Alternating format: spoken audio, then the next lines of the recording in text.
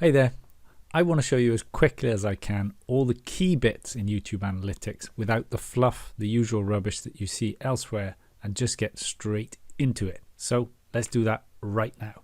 Now, as you can see, I'm logged into YouTube, so simply click your profile icon in the top right and then click YouTube Studio. Okay, so you probably know this bit. Just close these and you'll come into here. Now you can see I can go to channel analytics here, go to video in analytics for your last one. So you've got multiple options, or you can go to analytics here. However, the first thing I'll show you is actually to have a look at a specific video. Now these are all your published videos, or at least in the queue. And if you hover over, this is what I quite like. You see it's got the analytics icon, and so you can see it there. So let's say, and I can sort these by views. So I can go directly from here into the video analytics. Now this is just for one, but from here you get the individual. What I like about this view is it shows you how to see how many people subscribed from watching this video. And in the top right you can change the time frame, and this is the same for all. I like to use this generally, go between 28 days and since uploaded. And you can see I've got 29 views. Now this one hasn't been so great, it's just the oldest one on my channel. And you can see the watch time, how that's happened over time, so since upload, and then it's done quite well. And with all YouTube videos, it takes probably 6 months to hit that kind of standard rate of views, and then it kind of levels off, which is pretty normal. And if I click in the tab here, the watch time, that's really interesting because that's really the key metric to look at for YouTube, okay, these days is watch time for each video. And the watch time really tells you more than the views, to be honest, because the views obviously are a good thing, but if you're getting almost no watch time with lots of views, then something's wrong. And we can see that if we look down below on this video. So you can see average view duration, and that means obviously how long people watched, or how much of your video people watched on average, and as a percentage down below. This isn't very good, right? This video I just threw up there, and this is just an example, but I was seeing how low tech I could get away with, and it doesn't look like it's really worked. But if I click on the information part here, and you'll only see this on mature videos, it will play the clip, or at least you can see it's highlighted here. Now excuse the sound a second, but it will then play the clip, and you can hear immediately I'm breathing quite heavily. It's not a great start. Did it on my smartphone, and you can watch it, and it's highlighted this part. Okay, so what you can see here is then people drop off in a big way, but however they bump back up a little bit here. If that was a bit more significant, you might want to flick through and watch.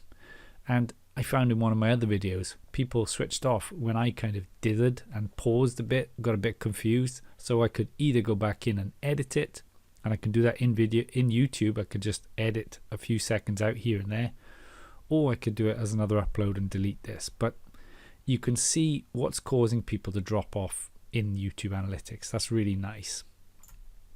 If I press see more, then you get into a slightly more detailed view, but this isn't particularly useful for the individual video. That's the next one we'll have a look at. However, before we leave, and this is really helpful as well, you've got up here the source, okay? So I can see that 56% of these have come from YouTube search, and only 13% have come from suggested videos, so the ones that people see maybe on, I think it's autoplay, and also other things that just pop up after they watch.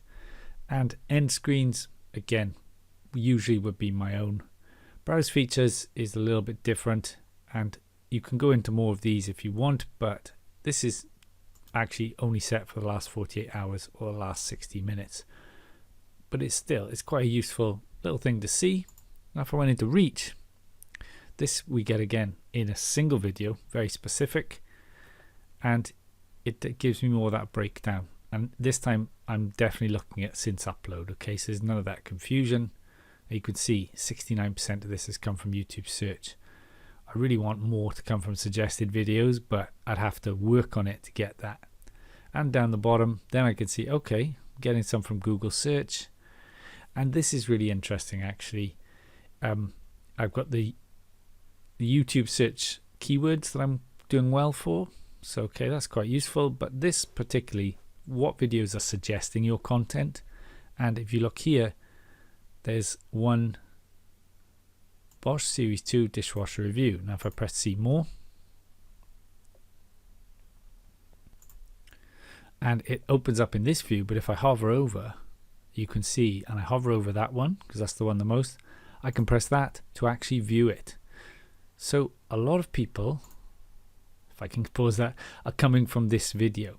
So I could compare, I could see what they've done, I could see if it's older. It is actually, I think, maybe a few days, if anything, older than mine, and maybe even I could comment on it. I'm not sure that's going to work massively, but you get that idea, who's suggesting your videos, how they're similar, and you might get some ideas from that.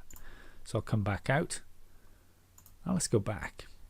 Okay, I don't want to go too deep in on the individual video. Let's have a look now at the all the content on my channel. So what I could do from here, instead of doing that, is go to analytics, and this is where it then shows me the content across my channel, which is really quite interesting because you get much more of an overview. So from here you can see I've got my views again, standard layout, right? But this time across the entire content I've got, and these represent uploads. So you can see when I've published this video, or one of these, that something's done really well there, and we can look more into that in a moment. And you'll see watch time, again really useful to see that, as well as subscribers. And this is only 28 days, but let's say if I wanted to take it on the year level, I can do that as well. And you'll see I've really started posting a lot of videos in the last couple of months. Been really enjoying the shorts, which I can talk about more in another video, but these are, you know, ticking up. Okay, the watch time, well, subscribers have gone up, and if you look, the watch time hours are going up as well. And generally you'll find that most of these correlate. I'm not saying they're entirely cause and effect, but there's a lot of correlation there. It makes sense. The more you add, the more it goes up. And if I scroll down, or over here, it's telling me my highest viewed videos in the last few days, or last 48 hours rather. And if I scroll down, this is useful because it shows me, again, in the last 365 days now, my top videos in this period. So what this does, it takes the average view duration and basically multiplies that by your views to calculate this. So even if this is longer, my views being much lower, this actually makes for a longer or better video in terms of the Google rankings. So this is good because this is really how Google sees your content and rates your videos. And you can get into more detail from this, but before we do, let's just have a look over here. The reach, okay, you know, the impressions, how many people are seeing it. Click-through rate, that's interesting how different that is actually. That's very, very different, isn't it, to that, because it's gone down if anything. And views, again, yes, pretty much what we've already seen. And now if we scroll down, you can see the top traffic source types, and this again is showing the 365 days, so it's dictated by the date range at the top. And I'm getting a third, well, just under a third, and closer to a quarter from shorts, those vertical quick videos under a minute, and then suggested videos. Again, I really want this to come up more because getting suggested in YouTube is brilliant. That's where you can really start to get your views to go up, but that's more of a mature post or mature video type thing. And these we're seeing similar to what we saw with the individual video, but this time it's playlists and external sources. And you can see Google search is being the top one there by a long way. And if I look at the suggested videos, actually quite interestingly, the top one is one of my own, and I know this, but you could click through to see that. So what's happening here is I think it's my best video is actually suggesting my others, which really comes back to the point about having a lot of videos with high retention, because that video has a high retention. It is the best one in terms of views and average duration. And so people get to the end and YouTube then suggests another of your videos for them to watch. So it's really helpful for that. However, if I scroll back up and we can have a look at, well, you've got the engagement tab and it just breaks down, you know, your top 3. So I can see here why I can watch it. I can see why it's doing so well perhaps and start to compare these. you can see how this one drops off. Okay, this is not so good, and it does play that key bit for audience retention, and it highlights it there so you can check it in this nice view. And again, we've got this retention graph, losing a lot of people here. So what's going wrong? Okay, maybe the title's mismatched. And if you look at this, you'll see this is a very different story. It is normal for it to tail off, but it's a very different story. So there's lots you can dig into there as well and get into that. And the last part to have a look at then from here is actually the advanced mode. Now if I click on it from anywhere, it usually takes me back to the same place. And as you can see, it's popped up here. It kind of takes over your screen. So this is when you're in advanced mode. And remember, if you ever want to leave, just press the cross in the top right and you go back to studio. But here, what you can see, maybe I'll drop this one down to 90 days because my channel gets much more interesting in the last 90 days. And you'll see these graphs. Now this looks a bit overwhelming, just don't worry too much. When you hover over, you start to see the different videos. So you can see this massive spike here. And if I look up here, oops, don't want to move it too much. That was for don't make this mistake video. So that did really well on those days, but then it trailed back off a bit. It's been doing okay since. Now you can toggle these a bit, but more interestingly is what you can do down here. And you can see you've got your views. I can hide that by clicking the three options. I can sort if I click on each one, and it will sort then the column by that and all the others that come with it. And I can see how many subscribers I gained by comparing each video. So that's really useful to see it there. And from my own analytics here, perhaps the most insightful thing about, let's say, the subscribers is if I sort it by the most, what you can see here is the watch time in hours is not the most. I've got 58 for that video there. But if I scroll down to here, I've actually got more, but I've got far fewer subscribers. Now, that's probably because this one answers their query much more succinctly, is done shorter. This video, I think there's a big 6-minute difference in them, and people leave this one feeling happy, probably more so than this one, which is a bit more of a review general run through.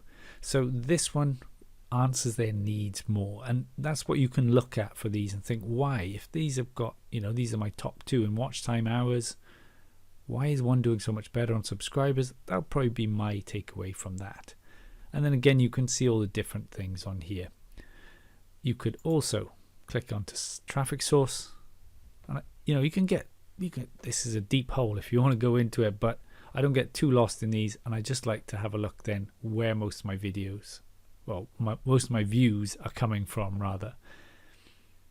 And again, I can see the different types. Okay, so actually I've got quite a lot in shorts, but I need to be careful of that because shorts, you know, they're experimental, there's problems with revenue and so on. So I am perhaps a little bit overexposed on the short side, but I've been having a lot of fun with them of late.